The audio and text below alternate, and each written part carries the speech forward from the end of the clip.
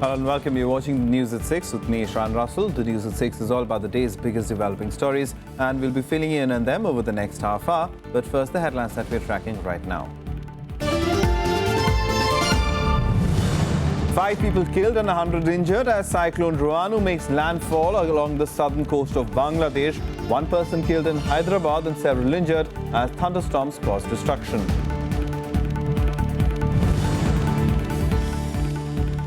Uttarakhand Chief Minister Harish Rawat meets BJP MP Tarun Vijay, condemns mob attack on him at Chakrata.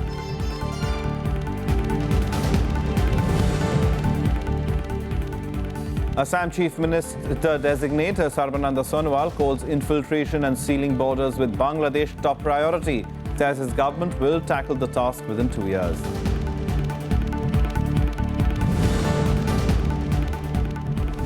And the nation remembers former Prime Minister Rajiv Gandhi on his 25th death anniversary. The President, Vice President and Congress Chief Sonia Gandhi paid tributes to him at Veer Bhumi.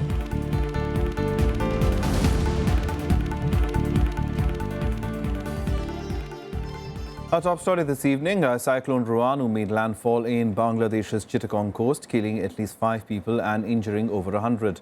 Thousands of people also fled to safer areas as heavy rains triggered landslides. Most places in Bangladesh saw rain and thunder showers. Stormy winds ranging from 60 to 80 kilometers per hour lashed coastal areas of Chittagong and Patokali of Bangladesh on Saturday. Tens of thousands of people fled to safety as Cyclone Roanu made landfall. Heavy rains along with squall triggered landslide, killed 5 people and injured over 100 in Bangladesh. Most places in Bangladesh have been witnessing rain and thunder showers accompanied by gusty and squally winds. The cyclone also caused havoc in Hyderabad. 1 person was killed and several were injured as winds with speed of up to 50 kilometers per hour and thunderstorms caused dramatic destruction. 5 cars parked outside a car showroom were crushed by a huge hoarding that fell on them due to heavy winds in the Banjara Hills area. No one was injured in the incident. Cyclone Roanu is now moving towards northeastern states and is expected to develop into a severe cyclonic storm. Bureau Report, Rajya Sabha TV. Meanwhile, a pervasive heat wave gripped many parts of India with temperatures crossing 45 degrees Celsius. Rajasthan's Palori village registered the maximum temperature of almost 51 degrees, forcing people to stay indoors. Jammu and Kashmir government ordered schools to be closed in Jammu region due to the sweltering heat. India is battling a pervasive heat wave. Rajasthan's Palori village recorded country's highest temperature, a scorching 51 degrees Celsius for the 2nd day in a row. Northern and western states continued to swelter in intense heat with the mercury hovering around 45 degrees Celsius in several parts. Rajasthan में पारा 48-49 कई जगह पहुंचा है और फलौदी एक station है वहां तो 50 के आंकड़े को भी पार कर चुका है। 50.5 डिग्री सेंटीग्रेड आज फलौदी में इस सीजन का सबसे ज़्यादा गर्म दिन रहा और तापमान रहा। Residents in Falodi were seen taking refuge under trees as the scorching sun is in no mood to give any respite to the people. Normal life was severely affected. Electricity and water supply shortages also added to their woes. नगर पालिका का दायित्व है गांव में छिड़काव करे, सड़कों पर पानी का छिड़काव करे, टैंकर भेजे, पानी नहीं आ रहा है, गर्मी में बेहाल हो रहा है, लाइटें नहीं रह रही है। Gujarat also experienced a record high of 48 degrees Celsius, breaking the 100-year-old record. 4 people died due to the intense heat, taking the total number of deaths to 8 in this season. गर्मी की वजह से दोपहर में बाहर निकलना मुश्किल हो गया है। रात को सोते वक्त भी ज़्यादा गर्मी लगती है और बाहर निकलते कुछ ज़रूरी काम हो फिर भी सोच समझ के बाहर निकलना पड़ता है। कोई काम रुक जाते हैं, बहुत से काम रुक जाते हैं गर्मी की वजह से। Several cities in Madhya Pradesh also faced extreme heat. Roads were deserted after midday as people found it difficult to continue with their work. The Ministry of Earth Sciences has attributed the overall hotter climate to the El Nino effect that leads to warm sea surface temperatures of the Pacific and scorching weather across Asia and East Africa. Bureau Report, Rajya Sabha TV. A prominent social activist today started a 5-day campaign from Latur to create awareness in drought-affected areas. Led by Rajendra Singh of the Jal Biradari and Yogendra Yadav of Swaraj Abhiyan, the Jal Hal Padyatra is focused on educating people about the recent Supreme Court judgment on the relief that they are entitled to and from the government. The campaign will cover areas in Marathwada and Bundelkhand that are among the worst affected. Activists started off today with a public meeting in Latur in Maharashtra. Swaraj Abhiyan had filed a petition that sought Supreme Court directions to the centre to take effective measures in the drought-affected areas. गांव-गांव में पैदल जा रहे हैं, लोगों के पास सूचना लेके जा रहे हैं सुप्रीम कोर्ट के आदेश के बारे में, लोगों के पास संकल्प लेके जा रहे हैं कि हम आगे से भूख और प्यास से इस देश से दुष्काल में किसी को पीड़ित नहीं होने देंगे। Now, Uttarakhand Chief Minister Harish Rawat today met BJP MP Tarun Vijay, who was attacked by a mob on Friday at Chakrata. Rawat condemned the incident, saying attacks on the basis of caste and religion were unfortunate in the 21st century. Uttarakhand Chief Minister Harish Rawat on Saturday met BJP MP Tarun Vijay, who was attacked by a mob during a visit to a temple along with a Dalit leader. Rawat assured strict action against the guilty. Calling the incident unfortunate, Rawat made it clear that such incidents will not be tolerated. Commissioner Garhwal को depute किया है, वो वहाँ पहुँच गए होंगे, DM SSP भी वहाँ गए थे, but they are the district administration. एक first hand report commissioner Garhwal की आने दीजिए and will take all stringent and strongest action possible. Team constitute किया गया है रेवेन्यू पुलिस का मदद के लिए. उसमें हमारा सीओ वगैरह है और 2 थानाध्यक्षों को भी लगाया गया है. जो भी इसमें कल्प्रिट्स सामने आएंगे उनके खिलाफ वैधानिक कार्रवाई की जाएगी. पुलिस का इसमें पूरा मदद रहेगा to revenue police. Rajya Sabha MP Tarun Vijay suffered serious injuries after he and some Dalit leaders were pelted with stones at the Silgurdeta temple in Chakrata on Friday. The mob was protesting their visit to a temple where entry of backward castes are prohibited. फिलहाल मैं खुशनसीब हूँ, मैं सुरक्षित हूँ और यहाँ पहुँच गया. माननीय सांसद साहब के सर में काफ़ी ब्लीडिंग हुई. शुक्र ये है ऊपर वाले का कि हम लोग जो है बेहोश नहीं हो पाए. After the incident, the BJP slammed the state government over the law and order situation. वहाँ पर मारामारी हुई है, इससे लगता है कि कानून की विफलता है वहाँ पर, और वो लंगड़ी सरकार है, किसी तरीके से चल रही है. Tarun Vijay was on a campaign to allow Dalits into temples in the Jaunsar Babar region. More than 300 temples reportedly banned the entry of Dalits. Bureau Report, Rajya Sabha TV. Now, on the 5th day of his maiden visit to India, Apple CEO Tim Cook met Prime Minister Narendra Modi and discussed possibilities of manufacturing and tapping the young talent pool in the country. Cook highlighted the immense potential for development of applications in the country and also launched an updated version of the Narendra Modi mobile app. Cook has already announced setting up an app development center in Bengaluru and one for maps in Hyderabad. The meeting comes at a time when Apple is looking for new growth markets after posting its first ever decline in iPhone sales. तो Tim cook जी ने उस app को देखा और बहुत प्रसन्न हुए और उन्होंने कहा कि हम इसको अभी लॉन्च करते हैं जिससे वो सभी लोगों को लाभ दे सके, सभी लोग उसको अपने फोन्स पे डाउनलोड कर सके. Time for us to take a short break. That's no more on the other side. Do stay tuned.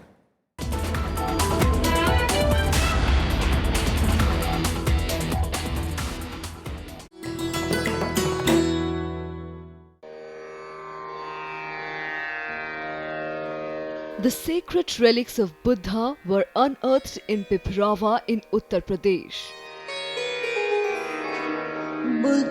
Buddhist monks from all over the world visit the National Museum to pay their respects. These charred bone fragments of Buddha are housed in the gold canopy gifted by the royal family of Thailand.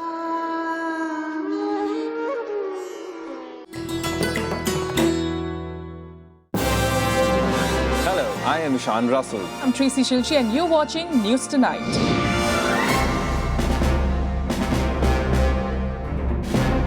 Together with the team of our dedicated professionals from across various fields. This is Shyam Sundar, Vishal Dahiya, Akhilesh Suman, Frank Pereira from Beijing, China. Kriti Mishra for Rajya Sabha Television.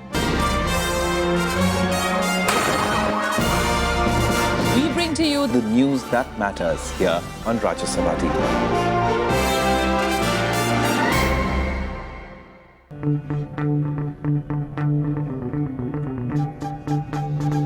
Art arisen from a multi-hued cultural canvas.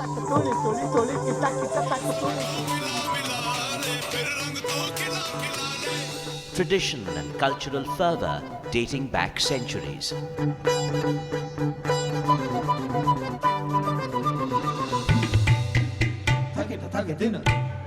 And encircling them all, there's a magic that awes. Embrace your nation's brilliant human warmth.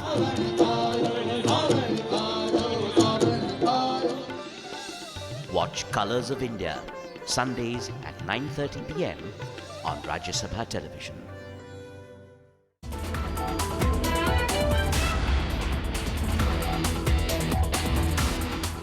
Assam Chief Minister designates Sarbananda Sonowal says infiltration and sealing of the borders with Bangladesh will be top priority for his government.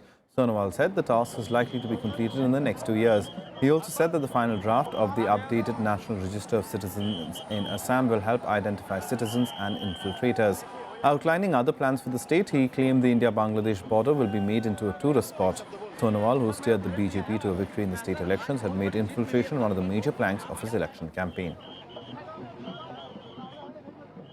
Now, Kerala Chief Minister designate Pinarayi Vijayan today met CPIM senior-most leader in Kerala, V.S. Achyutanandan, in Thiruvananthapuram. Vijayan, accompanied by Party State Secretary K. Balakrishnan, met Achyutanandan at his official residence and invited him for the swearing-in ceremony of the LDF ministry on the 25th of May. Vijayan also called on outgoing Chief Minister Oomen Chandy. Meanwhile, party stalwart V.S. Achyutanandan, who stepped down as leader of the opposition of the Kerala Assembly, said he will continue to be in the role of a sentinel for Kerala. Achyutanandan was elected from the Malampura district in Palakkad by a margin of over 27,000 votes.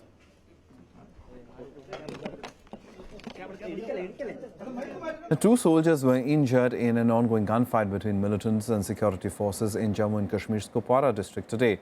The encounter broke out in Chekadurgmulla, Kupwara, when joint teams of the police, army and CRPF launched a joint operation after a tip-off about the presence of militants in the area. The area was cordoned off on Friday night. Additional forces were rushed to ensure that the militants don't manage to break out of the cordon. Now, 23-year-old Congolese national was allegedly beaten to death by 3 men in New Delhi on Friday night. The deceased, MT Olivia, was beaten up with stones in the Vasant Kunj area of the capital late last night after an argument. While the assailants haven't been identified, the police filed a case of murder and is investigating if it was a case of robbery or a racist attack against the African national. The nation today marked the 25th death anniversary of former Prime Minister Rajiv Gandhi, with several leaders paying homage at his memorial Veer Bhumi in Delhi. President Pranab Mukherjee, Vice President Mohammad Hamid Ansari, Congress President Sonia Gandhi, accompanied by Party Vice President Rahul Gandhi, daughter Priyanka Gandhi and son-in-law Robert Vadra paid tributes to the late leader at his memorial. Senior party leaders, including former Prime Minister Manmohan Singh, Ghulam Nabi Azad, Ahmed Patel, Sushil Kumar Shinde, PC Chako, Sheila Dikshit and DPCC President Ajay Makan, among others, also paid tributes to the former Prime Minister. Rajiv Gandhi, the 6th Prime Minister of India, was assassinated on the 21st of May 1991 at Sri Perumbudur in Tamil Nadu during an election campaign. The Indian Youth Congress organized an event, Hum Mein Hai Rajiv, at Indira Gandhi Stadium in Delhi. Congress President Sonia Gandhi and many other senior party leaders were present at the event.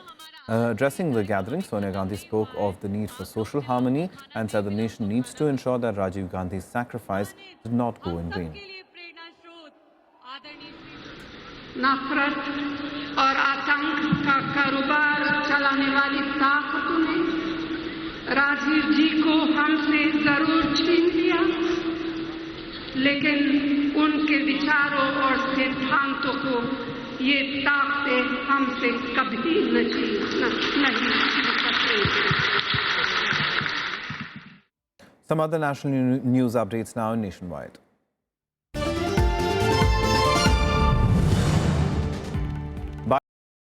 Nag Assembly constituency will take place on the 19th of May to fill the vacancy created by the death of former Chief Minister Jammu and Kashmir and MLA Mufti Mohammed Saeed.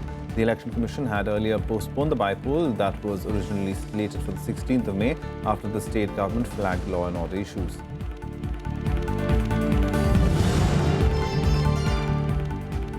The CBSE declared Class 12 results today. Sukriti Gupta from Montfort School in Ashok Vihar, the topper, with scored 497 marks out of 500.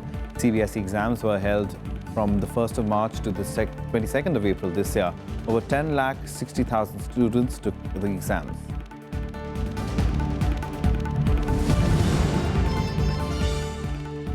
Nine persons were killed and 20 injured when a state transport bus fell into a deep gorge at the Theog subdivision of Shimla district. 4 people died on the spot and 5 others succumbed to their injuries on the way to hospital. The district administration provided immediate relief of 50,000 to the families of the deceased.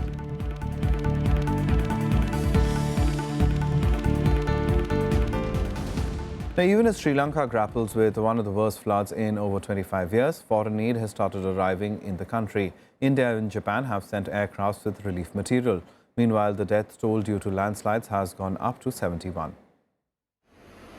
Foreign aid started arriving in Sri Lanka on Saturday, bringing help to 500,000 people rendered homeless by heavy rains. India sent a military plane carrying emergency supplies to Colombo, while Japan also rushed in aid on a commercial flight. The load that we are carrying from here is mainly medicines, water purifiers and disease set and all. The rest of the load that will be picking up from Chennai is mainly the tentage, basically, which will be used by those people who are recovered from the flooded area. Sri Lanka's Navy and the Air Force are carrying out rescue operations in some of the worst hit areas. President Maithripala Sirisena pledged to provide the maximum amount of relief to those affected by the floods. ඇතිවී තිබෙන මේ අයහපත් පීඩාකාරී තත්ත්වයට මුහුණ දී සිටින ජනතාවට කළ හැකි රජයේ උපරිම සහන සුබසාධන කටයුතු සැලසීම. කට්ටියට උඩෙන්න කට්ටියට ප්‍රශ්නයක් නැහැ. ඔක්කොම හොඳට ඉන්නවා. කරදරයක් නැහැ. හැබැයි තවත් වතුර එන්න පොඩ්ඩක් වැඩි වෙනවා මිසක් මේ අඩු වෙන්නේ නැහැ. මේ තවත් වහින්න නැතුව තිබුණොත් වතුර ටික අඩු වෙනවා. Heavy rains pounded Lanka since last weekend, forcing over 3 lakh people out of their homes. The rains also triggered huge landslides, killing at least 71 people. Hundreds are still missing. Bureau Report, Rajya Sabha TV. Now, Egypt's military continues its search for the debris on Saturday for the missing Egypt air flight MS-804 that crashed in the Mediterranean Sea on the 19th of May. Meanwhile, leaked data has reportedly emerged indicating that the flight MS-804 was on fire before it plunged into the sea. Even as the search for the crucial black box continues, investigators feel they are closer to piecing together the final moments aboard flight MS-804. Smoke detected inside the cabin before the plane crash seemed to indicate a fire incident on the plane. Reports say smoke alarm sounded almost 3 minutes before the plane started its rapid descent. Meanwhile, there were emotional scenes in Cairo as relatives, friends and colleagues gathered to grieve for the victims of flight MS-804. نصر الطيارة اللي وقعت ديت لأن فيها ناس بني آدمين واخد بال حضرتك مهما كانت الجنسية بتاعتهم بس هم بني آدمين على الأقل ناس في توفت ليهم أهالي وليهم أسر وليهم عائلات. طبعا أول ما سمعت الخبر اتصدمت طبعا لأن طبعا دي أرواح ومهما كان دي بشر والواحد طبعا بيزعل من أي حاجة بتحصل لأي بني آدم وطبعا بصرف النظر احنا مصريين أو مش مصريين في ركاب برضك من بره طبعا دول بشر يعني أكيد موقف يحزن. President Abdel Fattah al-Sisi ordered condolences for those on board. Egyptian Prime Minister Sharif Ismail said it was too early to rule out any cause for the crash. The aviation minister said a terrorist attack seemed more likely than a technical failure, but offered no evidence. Flight MS-804 was on its way from Paris to Cairo with 66 people on board. Egypt, France and Greece are investigating together the mystery of the plane disappearance. Bureau Report, Rajya Sabha TV. A man who brandished a gun near the White House was shot on Friday while President Barack Obama was out golfing. The man was taken to hospital in a critical condition. The Secret Service, which protects the president, briefly locked down the White House as a precaution. The shooting took place near the South Lawn outside the executive mansion, which serves as the home and offices of the president. The Secret Service reported on Twitter that all the people under its protection were safe. Lafayette Square, a park and near the White House, was also closed to tourists. The White House has seen a number of security incidents in the recent years. In April, Secret Service caught an intruder climbing over the White House fence. So as we were walking through, I look over to my right and there's a man walking towards us. So I grabbed my boyfriend's hand and I said, "Do you see that gun right there?" And so he had a gun out just in plain sight. I mean, it wasn't even hidden, wasn't anything. So he kind of like walks in between, kind of around a group of crowds, walks in between a few cars. And then we see him like walking up to the gate, and at that same time we saw the police officers come in and shoot him down.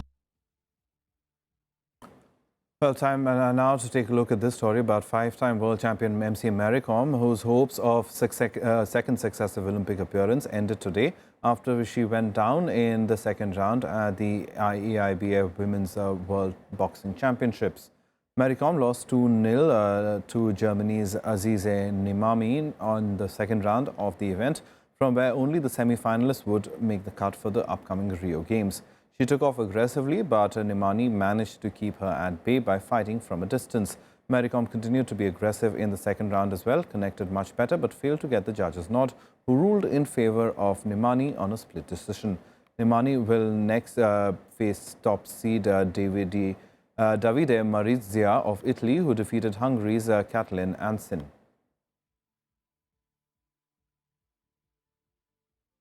Some more sports action now on Sports Beat.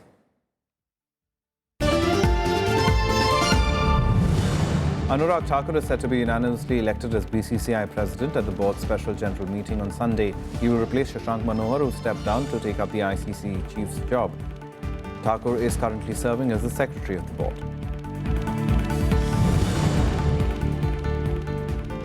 Sprinter Duti Chand backed her second gold by winning the women's 200 meters race at the Taiwan Open Athletics Championships today. Duti scored clocked 23.52 seconds in the 200 meter sprint final to win the gold. She won the gold in the women's 100 meter dash on Friday in a slow time of 11.50 seconds, thereby failing to qualify for the Rio Olympics, for which she needed to touch 11.32 seconds.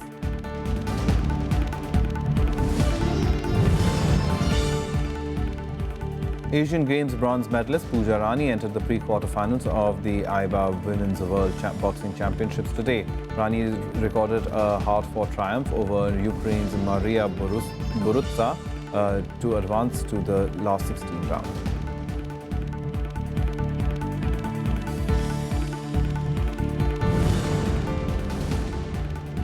World number one Novak Djokovic is on a semi-final collision course with 9-time champion Rafael Nadal at the French Open. Djokovic holds 11 Grand Slam titles, is still chasing his first win at the Roland Garros. He will start his campaign against Taiwan's Lu Yanhyun, while Nadal has been paired with big serving Australian Sam Groth.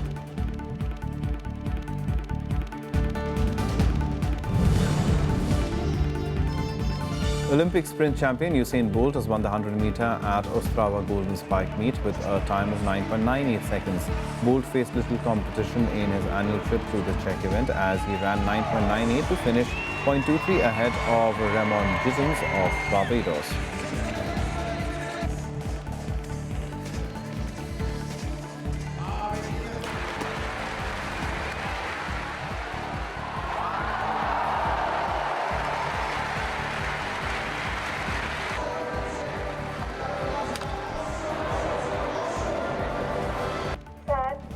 Well, that's a wrap on this bulletin. Thanks so much for watching.